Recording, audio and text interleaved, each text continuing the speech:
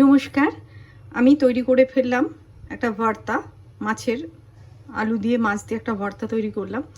তো মাছের এই পিসগুলো পেটির কাছের একদম পাতলা যে পিসগুলো, বড় বড় পেটি হলে ঠিক আছে, একদম পাতলা পিসগুলো না ঝোলে ভালো লাগে না ঝালে ভালো লাগে।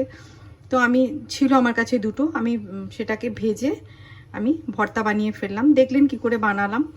তো যদি আপনাদের ভিডিওটা ভালো লাগে তাহলে লাইক, কমেন্ট ও শেয়ার করবেন। নতুন নতুন নোটিফিকেশনের জন্য অতি অবশ্যই সাবস্ক্রাইব করবেন। সবাই ভালো থাকবেন, সুস্থ থাকবেন। ধন্যবাদ। গ্যাস অন করে এখানে একটু তেল দিয়ে দিলাম।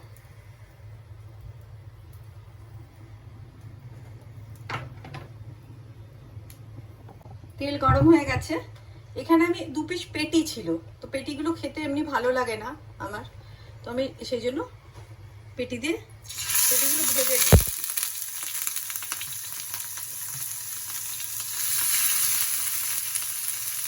তার সঙ্গে দিয়ে দিচ্ছি চাকলা চাকলা আলু।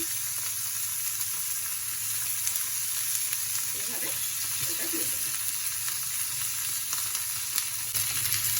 এর মধ্যে মাছ আর আলু দুটো দিয়ে দিলাম, একটু ঢেকে নেব ভাজার জন্য।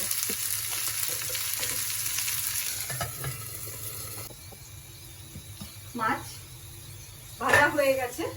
এর মাঝে আমি কিন্তু একবার উল্টে দিয়েছি। হ্যাঁ, মাছ ভাজা আলুও ভাজা হয়ে গেছে। এবার এগুলো আমি নামিয়ে নিচ্ছি।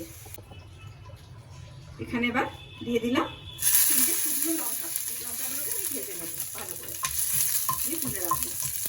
আর দিয়ে দিলাম রসুন, 7-8 কোয়া রসুন।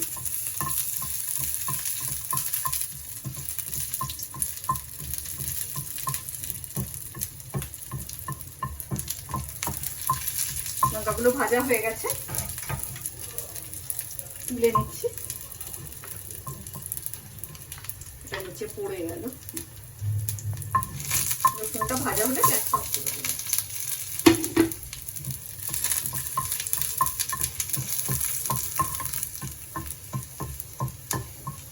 রসুন ভাজা হয়ে গেছে, এবার আমি গ্যাসটা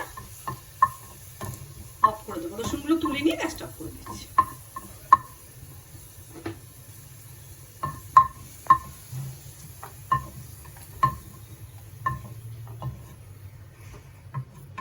এখানে আমি একটু নুন দিয়ে দিলাম।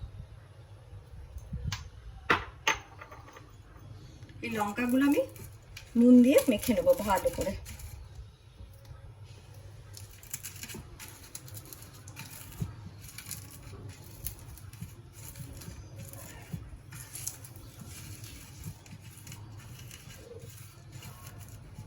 এর সঙ্গে রসুনগুলো মেখে নেবো, সব রসুনগুলোকে।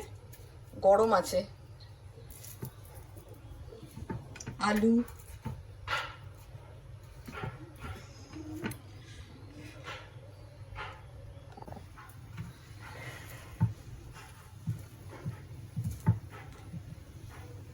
এবার মাছের কাঁটাগুলো ছাড়িয়ে নেব। মাছও গরম আছে, আমি আস্তে আস্তে ছাড়িয়ে নিচ্ছি। পেটির মাছ নিয়েছি, মাছ ছাড়াতে বিশেষ অসুবিধা হবে না, বড় বড় কাঁটা।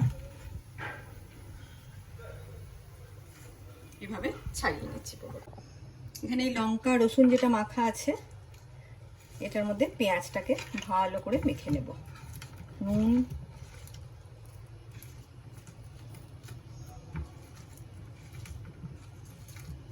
এটাকে ভালো করে মিক্সড করে নেব। আচ্ছা, একটু নুন লাগবে এটাতে, কারণ তখন একটু নুন দিয়েছিলাম।